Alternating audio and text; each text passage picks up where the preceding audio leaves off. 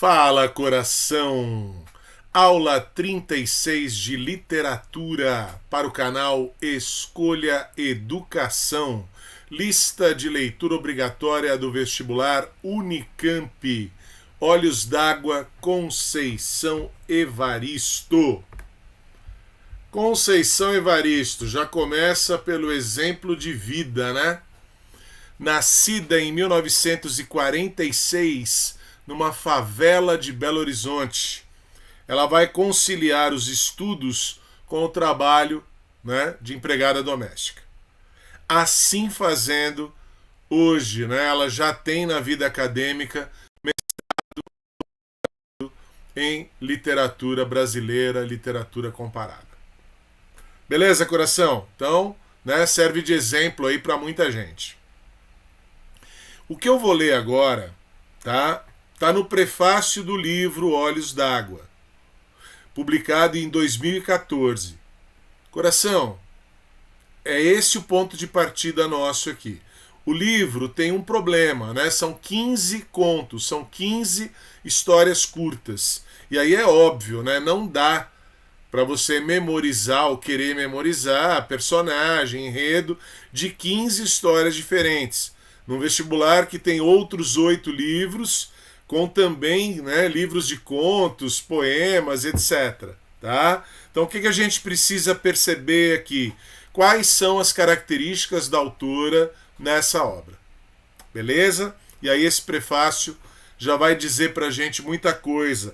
Prefácio escrito por Heloísa Toller Gomes, com o título, né, tirado da obra, né, da Conceição Evaristo. Minha mãe sempre costurou a vida com fios de ferro. Então vamos lá. Conceição ajusta o foco de seu interesse na população afro-brasileira. Isso é para todas as histórias. Tranquilo? Sempre. Isso aí não vamos discutir mais. Ela vai abordar, sim, a vida dessa população afro-brasileira. Tá? Abordando sem meias palavras, pobreza e violência urbana. Então são os temas recorrentes. Pobreza em muitas das histórias, violência urbana em outras delas. Tá? Na verdade, essa mulher de muitas faces é emblemática de milhões de brasileiras. Então a perspectiva feminina, o ponto de vista feminino está sendo destacado aqui, né? Na sociedade de exclusões que é a nossa. Os contos assim, agora, coração, equilibram-se entre a afirmação e a negação, entre a denúncia e a celebração da vida, entre o nascimento e a morte. Então vamos lá, né? Por um lado, ela vai mostrar a dura realidade. Então é sim uma literatura de denúncia, mostrando os problemas. Então, a negação da vida. Por outro lado, ela sempre vai fazer questão de destacar o quê? A esperança, a afirmação, o empoderamento. Foi alguém que na própria lição de vida, né, que está passando para todo mundo, ela não, né, se conformou, ou ela não se limitou, né, aos problemas sociais. Ela lutou, ela reivindicou, ela foi além, ela buscou, e ela vai mostrar isso naquilo que escreve. Beleza? Então sempre a gente vai ficar aqui partindo deste prefácio e dessas características que eu destaquei, tá bom? Para facilitar um pouquinho, né, didaticamente falando, aqui eu coloquei o título dos 15 contos. Eu não vou ter condições, né, neste vídeo, de analisar, interpretar todos eles com a mesma minúcia. Vou escolher alguns, beleza? Mas aqui eu coloquei Olhos d'Água, que é o primeiro. Vai trabalhar a pobreza e vai trabalhar principalmente essa ideia da ancestralidade. Se a pobreza está no lado da negação, essa ancestralidade aqui vai ser sim, né, a afirmação, o empoderamento que ela vai, né, colocar nas suas obras. Ana da Venga, violência urbana. Do Zuquerença, reinventar a vida, a ancestralidade. Veja, eu estou colocando a mesma cor para você perceber. tá? Que isso vai se repetindo ao longo das várias histórias, tá? Maria, violência urbana. Quantos filhos Natalina teve? Violência também, só que aqui a violência sexual. Beijo na face. Tem violência sexual, que é machismo, mas por outro lado tem a sororidade. Tudo bem? Uma mulher encontrando apoio em outra mulher.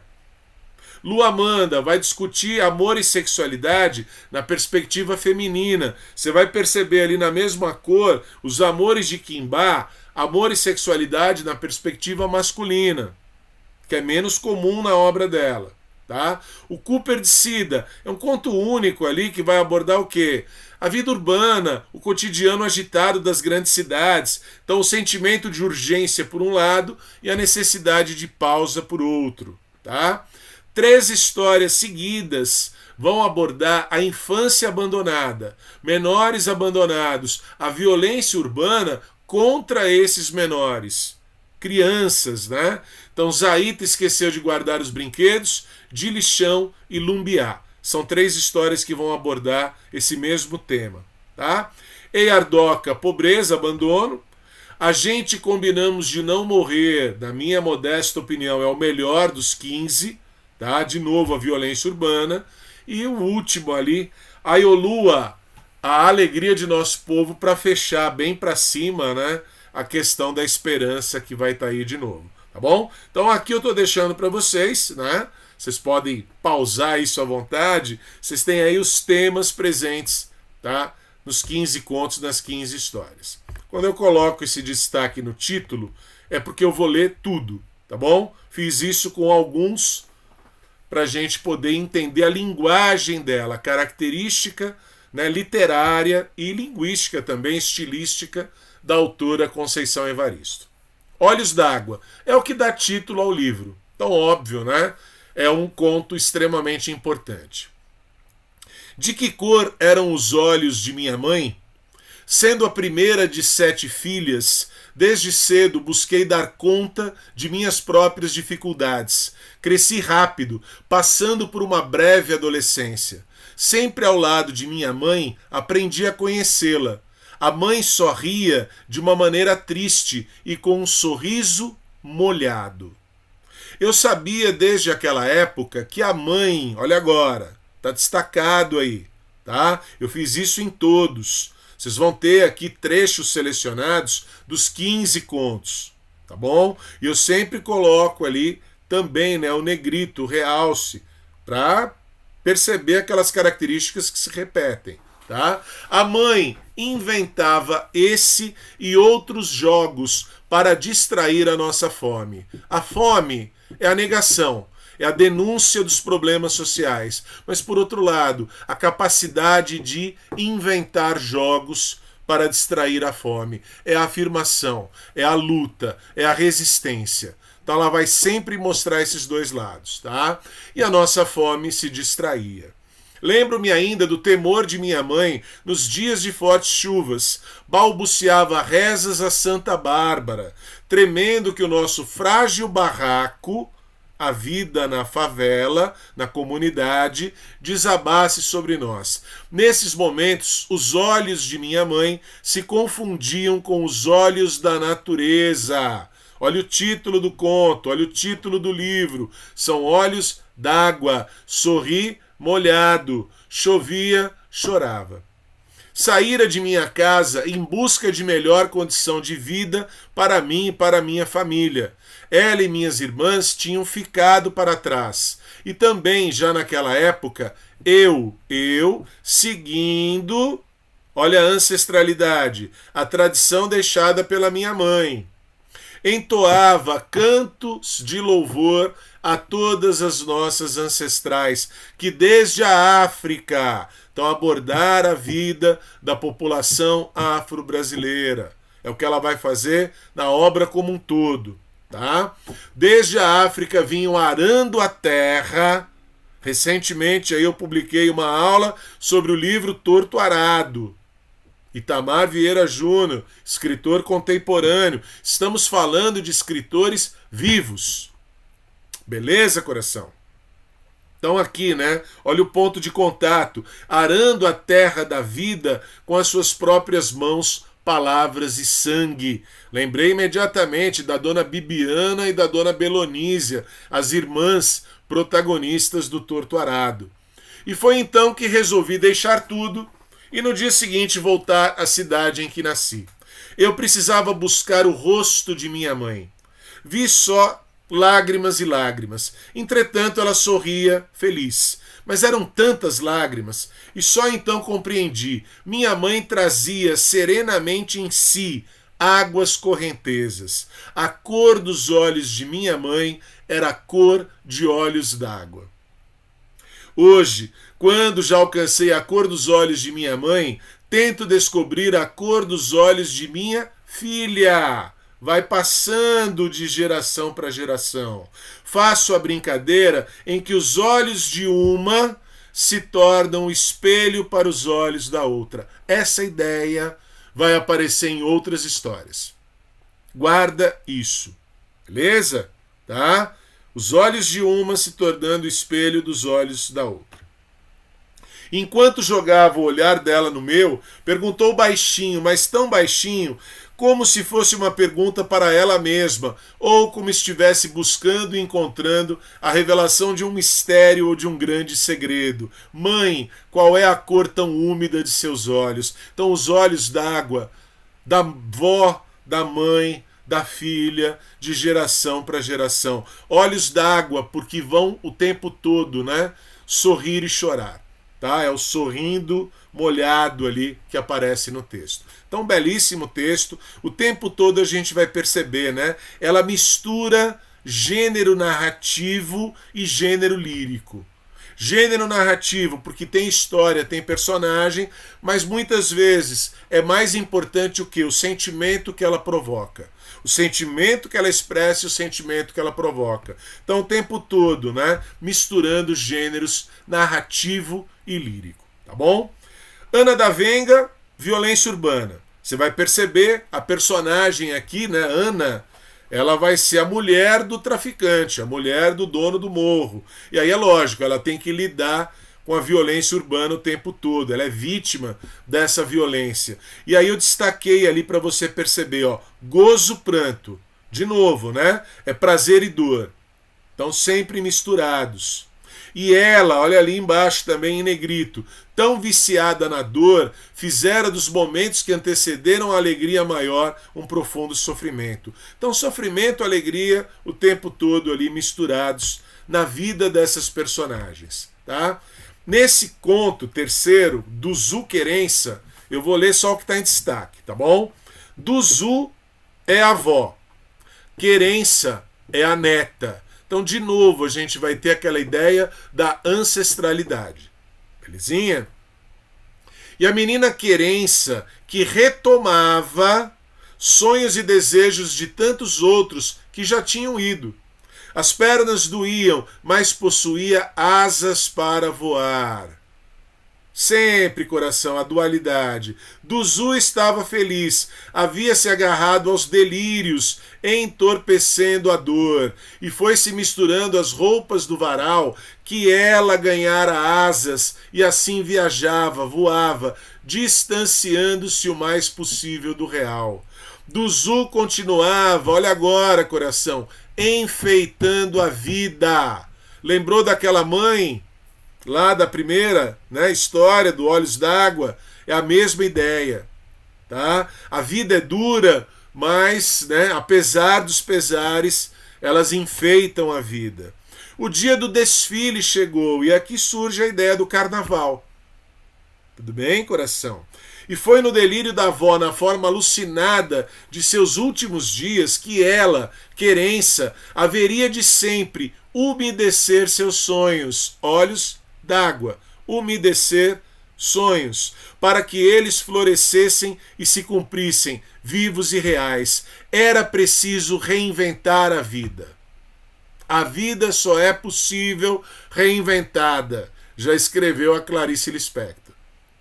Encontrar novos caminhos, não sabia ainda como. Olha o que faz a neta Querença.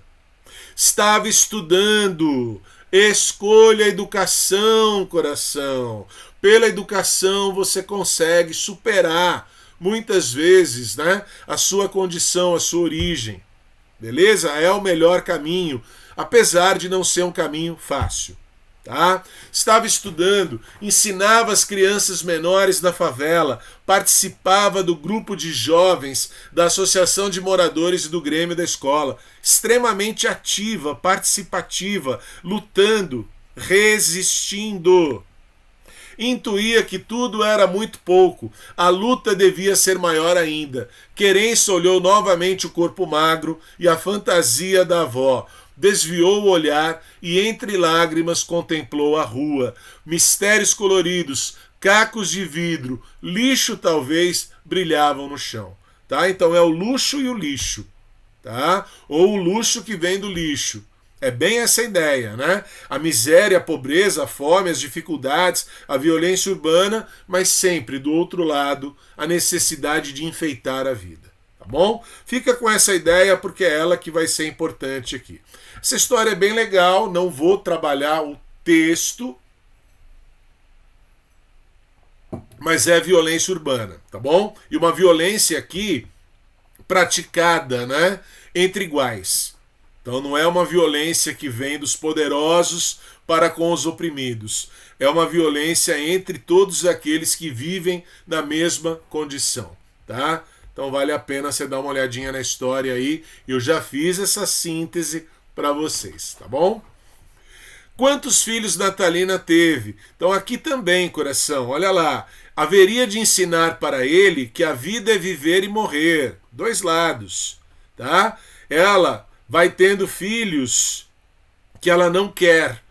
E só o último, que é, né, fruto, né, de uma relação de abuso sexual, de estupro, tá, que não tem a figura de um pai, é esse que ela vai querer realmente criar. Tá? Então ali no final, olhar aquele filho e não ver a marca de ninguém, talvez nem dela, um filho que fora concebido nos frágeis limites da vida e da morte.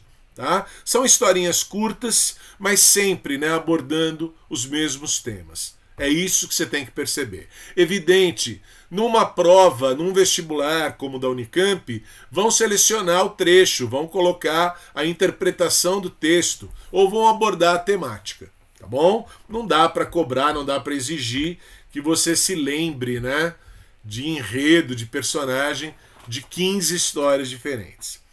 Sexto conto dos 15, Beijo na Face. Destaquei o finalzinho ali, coração. Olha a ideia aqui, né, da sororidade. Então, vítima do machismo, vocês estão percebendo em negrito, tá? Um inferno na relação dos dois, uma quase prisão domiciliar, cárcere doméstico. Então, com a desculpa, né, com o pretexto do ciúme, o marido transforma a vida dessa mulher num inferno. Salinda contemplou-se no espelho. Avisei, né, que essa imagem do espelho voltaria. Do outro lado, como se verdade fosse, o nítido rosto da amiga surgiu para afirmar a força de um amor entre duas iguais. E a cada vez que uma mergulhava na outra, o suave encontro de suas fendas mulheres engravidava as duas de prazer. Um prazer homoafetivo, uma relação homoafetiva. Uma vai encontrar apoio na outra. E um leve e fugaz beijo na face se tornava uma certeza, uma presença incrustada nos poros da pele e da memória. Então, o apoio que uma mulher, vítima de violência, vítima do machismo, encontra numa outra mulher. Numa relação até de espelho, né? Uma entendendo o sofrimento da outra. Tá? Luamanda, amor e sexualidade na perspectiva feminina, da mulher. Gozo, dor, a gente já viu essa ideia. Já apareceu lá no Ana da Venga. Ela cria palavras, famoso neologismo, lacrimevaginava. O amor é terremoto? O que é o amor? O amor é um poço misterioso onde se acumulam águas, lágrimas? Vai se perguntando. O amor comporta variantes sentimentos? Está buscando, né, uma definição de amor. Está lembrando até, né, o famoso soneto do Camões. Amor é fogo que arde sem se ver. E aqui, coração, eu vou ler esse final porque tem uma relação de intertextualidade bem direta, bem clara. Entre encontros e desencontros, Luamanda estava em franca aprendizagem. Pode até lembrar, uma aprendizagem, o Livro dos Prazeres, da já citada Clarice Lispector. Uma aprendizagem no por dentro e fora do corpo. A cada amor vivido, Luamanda percebia que a lição incumpridar, mas que ainda faltavam testes, arguições, sabatinas, e que ela sabia só um pouquinho, ou talvez nem soubesse nada ainda. Agora, encarou novamente o espelho, terceira vez que aparece, né? E se lembrou de um poema em que uma mulher, contemplando a sua imagem refletida, perguntava, angustiada, onde é que ela deixara a sua outra face, a antiga, pois não se reconhecia naquela que lhe estava sendo apresentada naquele momento. A Luamanda é alguém que já viveu 5 décadas, é uma mulher dos seus 50 anos, fazendo um balanço dos seus amores ao longo da vida. E aí é óbvio, né? Eu preciso colocar, porque dá para fazer uma questão muito boa. A intertextualidade é com este poema da Cecília Meirelles, grande escritora brasileira. Tá? Então, num ano em que a FUVEST está privilegiando só autoras, só mulheres escrevendo, pode ser que apareça aí uma questão comparando um texto com o outro. Retrato. Eu não tinha este rosto de hoje, assim calmo, assim triste, assim magro, nem estes olhos tão vazios, nem o lábio amargo. Eu não tinha estas mãos sem força, tão paradas e frias e mortas. Eu não tinha este coração que nem se mostra. Eu não dei por esta mudança, tão simples, tão certa, tão fácil. Em que espelho ficou perdida a minha face? Tá? Então aqui, né, o texto original, né, que foi retomado pela Conceição Evaristo. A passagem do tempo, né, a sua identidade que vai mudando ao longo do tempo. Então, como que a mulher, principalmente, vai lidar com isso, né, diante do espelho, buscando, né, a sua referência e a sua própria imagem.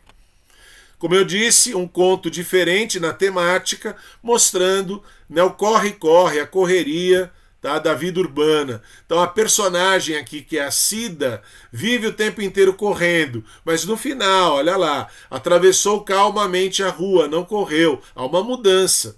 Queria parar um pouco, não fazer nada de nada, talvez. Então se perguntar, né, essa correria toda, para quê, né? Vou lembrar, a vida não é útil. Está na mesma lista da Unicamp, livro do Ailton Krenak.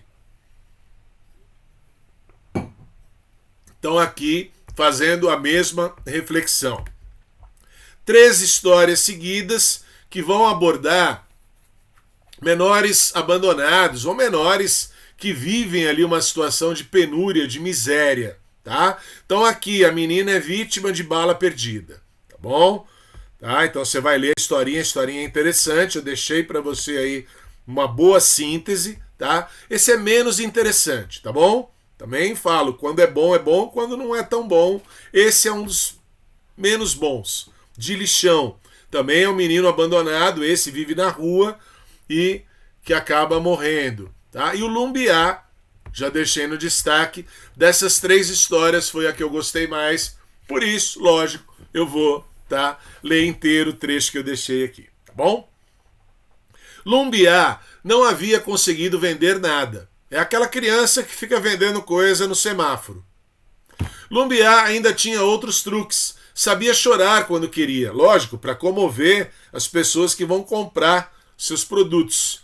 Nas histórias que inventava, nos momentos de choro para comover as pessoas, tinha sempre uma dissimulada verdade. Lógico, a vida que leva é uma vida sofrida. Não precisa se esforçar muito, né, para conseguir chorar. Um dado real da vida dele ou do amigo Gunga se confundia com a invenção do menino. Havia, porém, uma ocasião em que nada ameaçava os dias gozosos do menino, o advento do Natal. Só havia uma coisa, né, de que o menino gostava no Natal, um único signo, o presépio com a imagem de Deus menino. Gostava da família, da pobreza de todos, parecia a sua. A casinha simples e a caminha de palha do Deus menino, pobre, só faltava ser negro como ele. Lumbiá ficava extasiado olhando o presépio, buscando e encontrando Deus menino. Lumbiá, atento, ouvia todos os comentários e aguardava a oportunidade de visitar a Belém instalada no interior da loja Casarão Iluminado. Havia, entretanto, um problema. Estava proibida a entrada de crianças sozinhas. Ninguém na porta.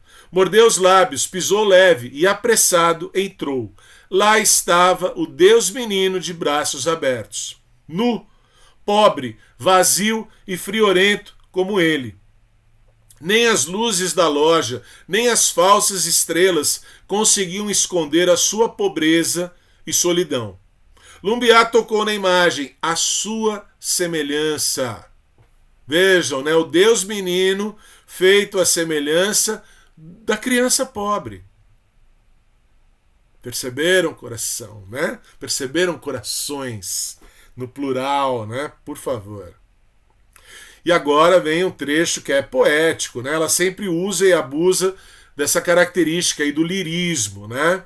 Deus menino, tomou-a rapidamente em seus braços, chorava e ria, era seu, saiu da loja levando Deus menino. O segurança voltou, tentou agarrar Lumbiá, o menino escorregou ágil, pulando na rua. O sinal, o carro, Lumbiá, pivete, criança, herê, Jesus menino, amassados, massacrados, quebrados. Deus menino, Lumbiá morreu. Então, é a terceira história, né, com uma criança morrendo, na sequência, tá bom? E essa aqui eu optei, né, escolhi uma delas para ler na íntegra. É um tema importante que acaba se repetindo no livro, tá bom? Esse é um texto, né, falando de amor e sexualidade na perspectiva do homem, tá? Também a gente passa. Essa história, na minha modesta visão, é a mais fraca do livro. Não tem quase nada, tá? E aqui, como eu disse, é o melhor, né? Na minha modesta visão, o melhor. E aí, mais longo, mas eu vou ler, tá bom? Esse eu vou ler inteiro, tá bom? Então vamos chegando no penúltimo. A gente combinamos de não morrer. Já tem, lógico, né? Aquela brincadeira com a língua, né? A norma culta da língua. A gente combinou de não morrer. Aqui você faz aquela silepse de número, uma concordância ideológica, né? Gente é no plural. Então, combinamos. Tá bom? Então, lógico, está mostrando aqui, né? Um grupo, uma coletividade. Dorvi se lembrou do combinado, o juramento feito em voz uníssona, gritado sob o pipocar dos tiros, violência urbana. A gente combinamos de não morrer. E cantarolou, mordiscando a dor, a canção do Seixas, Raul Seixas. Quem não tem colírio usa óculos escuros. Medo, coragem, medo de dor e pânico.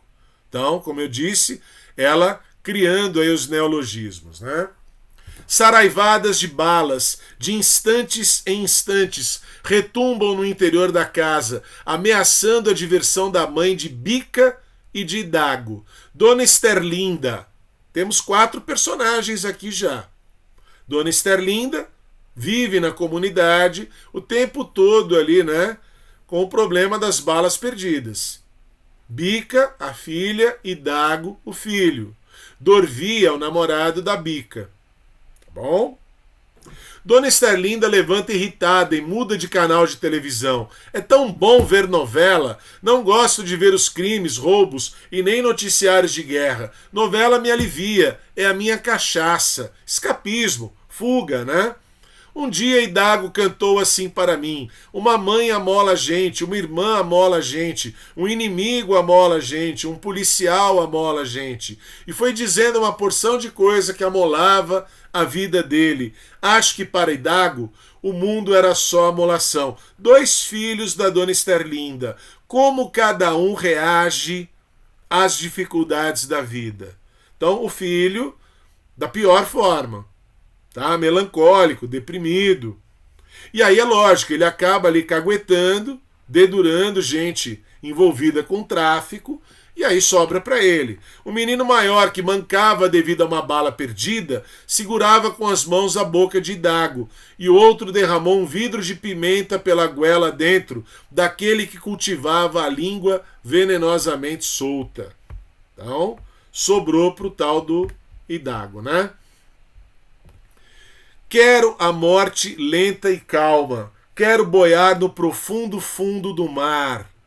Então, ao mesmo tempo que você tem aquela literatura de denúncia realista, de mostrar pobreza e violência urbana, você vai ter essa linguagem que vai sempre, né, acabar se encaminhando para o lírico, para o poético das coisas. Beleza? E também aqui nesse conto vai mudando o ponto de vista, vai mudando a narração de terceira para primeira pessoa. Tá? Quero o fundo do mar, amor, onde deve reinar calmaria. É lá no profundo fundo que vou construir um castelo para a morada de meu filho. Bica predileta minha vai também. Ela sabe que da ponta da escopeta também sai carinho. No fundo do mar, mundo algum explode. Bica dileta minha, a vida explode. Explode, ode, ode, ode, mar, amor. Coração, essa ideia do explode, ode, bem legal, né? Porque a vida explodir é o lado complicado, ruim. Mas daí sai poesia. Ode é um poema lírico. Tudo bem? Então aqui é o Dorvi, né, em primeira pessoa. Ele é o namorado da Bica que está grávida. O que temos em comum é o pó do qual somos feitos. É o pó que nos faz, mais nada. Mas o meu pó corre mais perigo. Meu pó vira cinza rápido. Por quê, coração? População afro-brasileira, tendo que enfrentar situações de pobreza e violência urbana, preconceito, racismo. Tudo bem? Óbvio, né, que o tema é esse. Quem incendeia? Pode ser a polícia, pode ser qualquer um de nós mesmos, grupos rivais. Tô doido, viagem legal, a Terra vai explodir do mundo canal da televisão, aqui fora já explode, malandro. Um dia vou ser navegante, quero fazer uma viagem profunda, pro fundo do mar, amor. Predileta minha, o putinho meu e eu, os três, a viagem funda que afunda. A vida vale? A dívida é minha, com quem dividir essa dívida, essa dúvida? Dileta minha, putinho meu. Tão lógico, né? Como se estivesse aí sob efeito de droga, mas é um texto super poético, super lírico, brincando, né, com a sonoridade das palavras. Volta, né, para uma terceira pessoa, ou passa a palavra, né, passa a voz para uma outra personagem, Dona Esterlinda. Dorvi é companheiro de Bica, minha filha. Fizeram um filho, meu primeiro netinho. Eu pensei outro futuro para os meus filhos. Idago, pois é, acabaram com o garoto. Bica é tão inteligente. Dorvi está complicado. Não tem culpa. Ou tem? Conseguiu estabelecer um ponto, arriscou a pele e mantém o próprio negócio, mas confiou na pessoa errada. E agora o pessoal do Baê Pendi, o tal fornecedor, quer a paga. Eu sempre gostei do Dorvi, menino que eu vi crescer, regula idade com Bica, mas não é o companheiro que eu queria para ela. Lógico, né? Lembra o Ana da Venga ali, né? Tá o tempo inteiro enfrentando todos os riscos possíveis. Então aqui é o conto que, para mim, né, sintetiza o livro. Você tem prazer e dor e você tem as várias vozes, polifonia, várias vozes. E a gente combinamos de não morrer. Que merda, selamos agora a própria morte. E o meu putinho e a dileta minha, onde estão? Perceberam que voltou para o Dorvi. Nosso trato de vida virou às avessas. Morremos nós, apesar de que a gente combinamos de não morrer. A morte às vezes tem um gosto de gozo, ou o gozo tem um gosto de morte, aquela mesma dualidade que se repete em vários textos, né? Gozei dor e alegria. E Dorvi, nem a mãe dele sabe, nem eu que sou sua mulher, agora quem é que está com a palavra? A Bica, né? Só adivinho só. O que dizer para o nosso filho à medida que ele for crescendo? Quero outro futuro para ele. Será que ainda há dor por vir? Olha o nome, Dorvi, né? Dor por vir. Perceberam a jogada aí, o trocadilho? E Dorvi, não sei. Minha mãe sempre costurou a vida com fios de ferro. Olha o prefácio lá, que foi meu ponto de partida. Tenho fome, outra fome. Meu leite jorra para o alimento de meu filho e de filhos alheios. Síntese, resumo, fundamental para entender Conceição Evaristo. Quero contagiar de esperanças outras bocas. Contagiar de esperança. Esse é o papel da literatura que ela faz. Entre Dorvi e os companheiros dele, havia o pacto de não morrer. Eu sei que não morrer nem sempre é viver. Deve haver outros caminhos, saídas mais amenas. Meu filho dorme. Lá fora, a sonata seca continua explodindo balas. Neste momento, corpos caídos do chão devem estar esvaindo em sangue. Eu aqui escrevo e relembro um verso que li um dia. Escrever é uma maneira de sangrar. Acrescento, e de muito sangrar. Muito e muito. Tá? Então essa é a literatura que faz, né, a Conceição Evaristo. E aí, lógico, como esse, né, é um conto pesado, duro, né? Chega um agora que quebra um pouquinho com isso, que é o último. Primeiro era da ancestralidade, e aqui a gente vai retomar. Aiolua, espero que seja essa a pronúncia, ou Luá, a alegria do nosso povo. Os mais velhos, acumulados de tanto sofrimento, olhavam para trás e do passado nada reconheciam no presente. Suas lutas, seu fazer e saber, tudo parecia ter se perdido no tempo. O que fizeram então? Deram de clamar pela morte, e a todo instante eles partiam.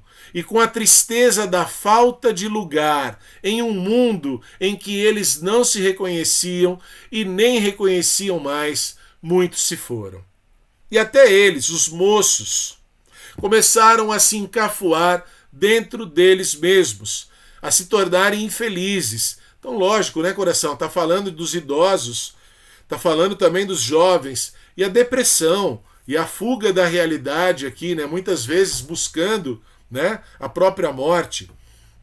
Puseram-se a matar uns aos outros e a atentar contra a própria vida. Então, a falta de esperança, né? Bebendo líquidos maléficos ou aspirando um tipo de areia fininha que em poucos dias acumulava e endureceu dentro de seus pulmões. E, em uma dessas noites de Macambúzia, fala de um estado tal de banzo. Banzo, lá dos antigos escravos, ancestralidade. Como se a dor nunca mais fosse se apartar de nós, uma mulher, a mais jovem da desfalcada roda, trouxe uma boa fala. Bamidele, a esperança, anunciou que ia ter um filho. Filho da esperança. A esperança está grávida. A partir daquele momento, não houve quem não fosse fecundado pela esperança. Todos se engravidaram da criança nova, do ser que ia chegar. E antes, muito antes de sabermos, a vida dele já estava escrita na linha circular do nosso tempo. E aí é lógico, né, coração? A esperança é de uma nova vida. Uma vida nova, uma vida renovada. Ficamos plenos de esperança, mas não cegos diante de todas as nossas dificuldades. Então é isso. Você vai olhar para a realidade, você vai ter consciência dos problemas sociais, mas nem por isso você vai desanimar e vai deixar de ter esperança. Tudo bem? Esse é o resumo do livro, né? Sabíamos que tínhamos várias questões a enfrentar. A maior era a nossa dificuldade interior de acreditar novamente no valor da vida, mas sempre inventamos a nossa sobrevivência. Resistência. Tá? É a palavra, né? E todas nós sentimos, no instante em que Aiolua nascia, todas nós sentimos algo se contorcer em nossos ventres. Os homens também. Ninguém se assustou. Sabíamos que estávamos parindo em nós mesmos uma nova vida. E a partir daí tudo mudou. Tomamos novamente a vida com as nossas mãos. Aiolua, a alegria de nosso povo, continua entre nós. Ela veio não com a promessa da salvação, mas também não veio para morrer na cruz. Não digo que esse mundo desconcertado já se consertou, mas Aiolua, alegria de nosso povo, e sua mãe, Bamidele, a esperança, continuam fermentando o pão nosso de cada dia. E quando a dor vem encostar-se a nós, enquanto um olho chora, o outro espia o tempo procurando a solução. Tá? Então, um belíssimo texto aí para encerrar a obra, né? E aí é lógico que eu vou fazer essa última relação de intertextualidade. Não dá para não lembrar de Morte e Vida Severina. Por que o título do livro é Morte e Vida e não Vida e Morte? Porque primeiro vem a morte. Severino retirante parte do sertão em direção ao Recife. Obra do João Cabral de Melo Neto, né? Obra fundamental da literatura brasileira. Severino vai encontrando mortes. Todos os que morrem no caminho dele também se chamam severinos. Somos muito severinos iguais em tudo na vida. E aí quando ele está chegando ao Recife, ele está tão desanimado que ele está achando que ele vai pular fora da ponte da vida. Então, como aparece no texto, vai optar por abreviar a própria vida, buscar a morte como solução. Só que aí chega a resposta. O filho do seu José Mestre Carpina, o filho do José Carpinteiro que nasce. E com o nascimento desse Cristo, alto de Natal pernambucano, o Cristo que nasce, lembraram lá do presépio, do Lumbiá? Tá? É o Cristo que nasce na região mais pobre e miserável do Recife. O Severino volta a ter esperança na vida, que é esse trecho final aqui maravilhoso, né? E não há melhor resposta que o espetáculo da vida, vê-la desfiar seu fio, que também se chama vida, ver a fábrica que ela mesma teimosamente se fabrica, vê-la brotar como há pouco em nova vida explodida, mesmo quando é assim pequena a explosão como a ocorrida, mesmo quando é a explosão de uma vida severina. Tudo bem? Então aqui nasce a criança e renasce a esperança. É esse o papel, né, o trabalho da obra maravilhosa que faz a Conceição Evaristo. Então você tem morte e vida, você tem gozo e dor, você tem negação e afirmação o tempo todo. Beleza, coração? Então, aquele abraço, valeu pela paciência, fui.